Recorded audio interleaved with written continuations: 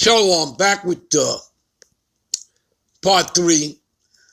All right, let's continue here. Let's move on. Let's go to Exodus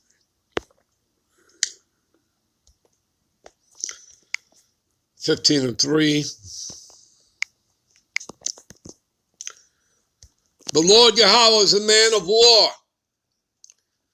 The Lord Yahweh is his name. Okay? Let's hit some precepts. Let's go to 2nd Esdras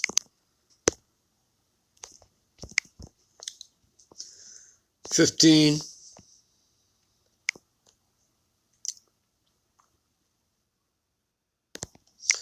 Ten to 12. All right. Behold, my people is led as a flock to the slaughter. All right. That's talking about 2/3 of you Israelites. All right.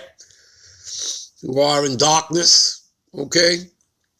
Who are spiritually, mentally dead. Part of that congregation of the dead. Okay. That, you're blinded from this truth. All right. As we read in Proverbs 21:16. He that wandereth out of the way of understanding shall remain in the congregation of the dead, meaning spiritually and mentally dead. All right. Behold, my people is led as a flock to the slaughter. I will not suffer them now to dwell in the land of Egypt. America, Babylon the Great is spiritually known as Sodom in Egypt, as in Sodom and Gomorrah, and spiritually Egypt, Mizraim, all right, the house of bondage of the Israelites, all right? But I will bring them with a mighty hand and a stretched out arm and smite Egypt with plagues as before, as he did in ancient Egypt, and will destroy all the land thereof. Now, how's he going to destroy it? Through thermonuclear fire, plus that concentrated laser fire from the chariots. All right. And again, people, there's a lot of scripture about America's destruction. Okay? All right? You can read about it here in, 2nd Esdras, the 13th chapter. Okay? Isaiah, 13th chapter. Isaiah, the 34th chapter. Isaiah, the 47th chapter. All right? Isaiah 63, the 63rd chapter. You have Jeremiah 49, 50, 51. Okay. You have Ezekiel, the 35th chapter. You have Joel, the 2nd and 3rd chapters. Okay. It's all over the place. The book of Revelations is full of it. All right. Revelations, the 9th chapter. All right. The 13th chapter. The 14th chapter. I mean, it's all over the book of Revelations as well. So you understand that, culminating in, Revelations, the 18th chapter. All right. Alas, is that great city, Babylon, talking about America, Babylon the Great. She's going to be, destroyed. As we read also Amos 9 and 8. The eyes of the Lord are upon the sinful kingdom, and he shall destroy it off the face of the earth. You understand that, people? All right? This stuff is all over the scriptures. Okay? And it's not there, as, to just fill a space. You understand that? This is all prophecy. Okay? Coming from the different prophets. Okay? All saying the same thing. You understand that? So again,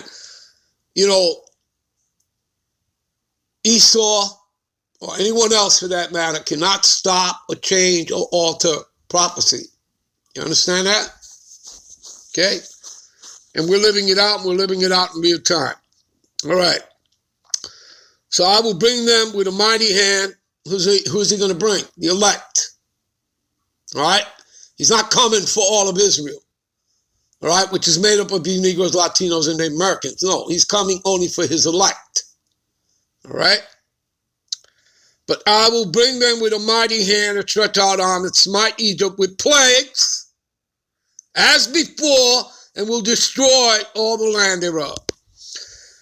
Egypt, we're talking about America, Babylon the Great here, right?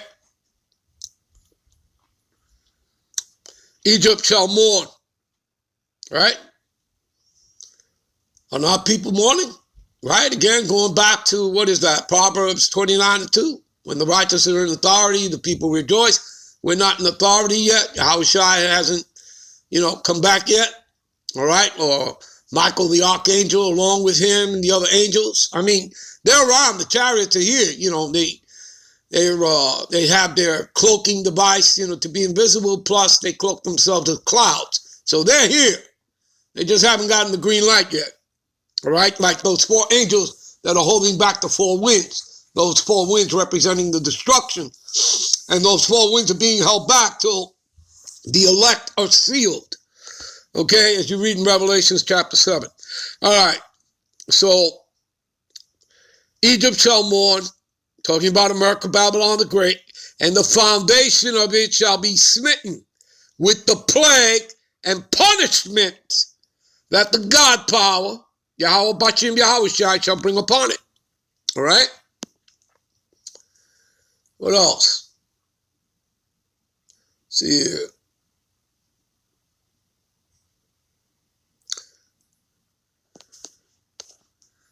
About 4 and 6, what does it say here?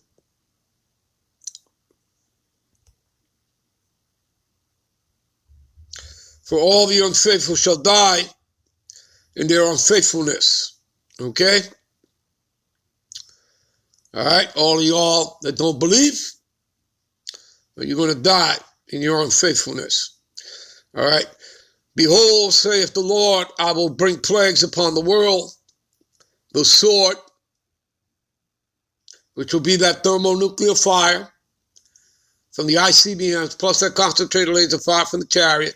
See, famine, death, and destruction. So, again, people, you're not going to escape your judgment.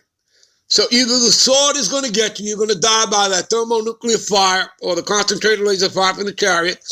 And if you escape that, then the famine will get you. All right? And if you escape that, again, like I said, one way or another, you're going to meet your judgment. You understand?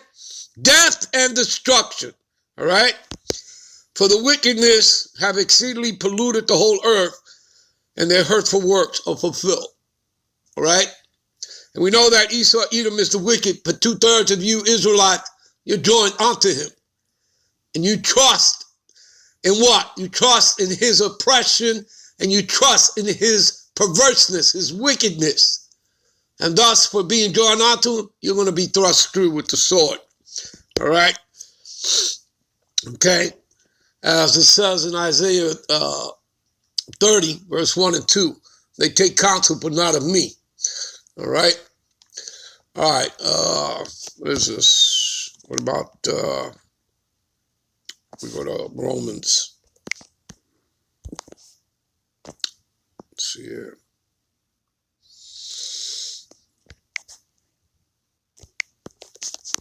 Let's go to Romans.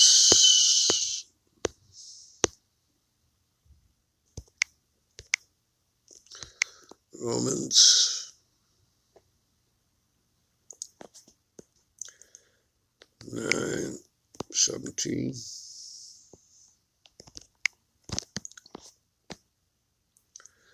All right? Just as we just finished reading, right? He's going to do what he did in ancient Egypt. This will back it up for you people. All right, this is Romans 9:17. For the scripture saith unto Pharaoh, even for the same purpose have I raised thee up, okay, that I might show my power in thee, that my name might be declared throughout all the earth. So just like what he did to the pharaohs, he's using, ancient Egypt as an analogy, and the Pharaoh. What he did there, this is what he's going to do to Esau, Edom, in America, Babylon the Great, right? By overkilling this place, all right? You're talking about over 200,000 ICBMs. We're talking about multiple warheads, people, okay? Hitting this place. You read that in Revelations, the 9th chapter, all right? Okay? And to back this up, that, the Lord created him so he could destroy him, so that he could what? Declare his name and his son's name throughout. Okay? And again, this is backed up right here. All right? What if God, willing to show his wrath and to make his power known? You see that? Endured much long suffering, the vessels of wrath fitted for destruction, who is Esau, Edom, the wicked. You understand? So he is going to destroy him so he can declare his name, Yahweh, and his son's name, Yahweh Shai. All right, all over the earth. All right? What backs that up is Joshua 9:9.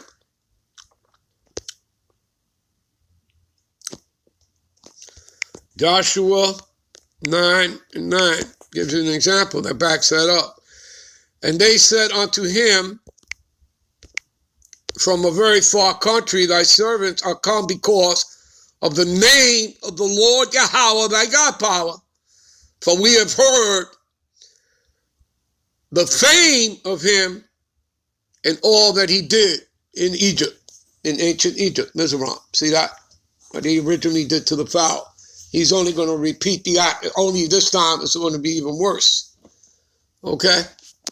Of what he's going to do to Esau, Edom, in America, Babylon the Great, and to Israel, the Middle East, all right? Those Amalekites over there, those 1948ers,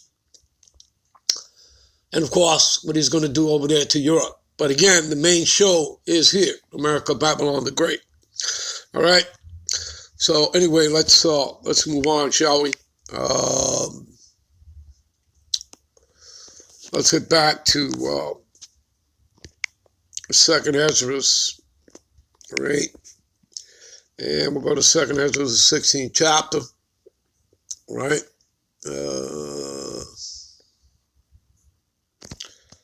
Start at verse 3, all right? All right, 2nd Ezra 16, starting at verse 3, a sword is sent upon you, and who may turn it back, all right? And that's the sword of the Lord, all right? So who's going to turn that back? All right? Nobody can do nothing about that, all right? All right. A fire is sent among you, and who may quench it? Doesn't it say in Luke 12:49, I have come to send fire upon the earth, and what if it already be kindled? Yeah. You get the point, people? All right? All right. The plagues are sent unto you. What is he that may drive them away? Nobody's going to do that. All right? And no jabbing you up is going to save you. All right? None of that stuff. All right? May any man drive.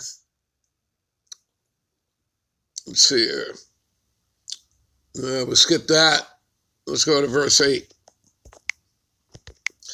Jump down to verse 8. The mighty Lord sendeth the plagues, and who is he that can drive them away? Verse 9. A fire shall go forth from his wrath, and who is he that may quench it?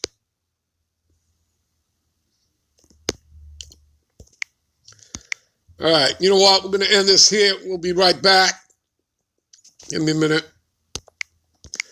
We'll be right back with part 4. Shalom.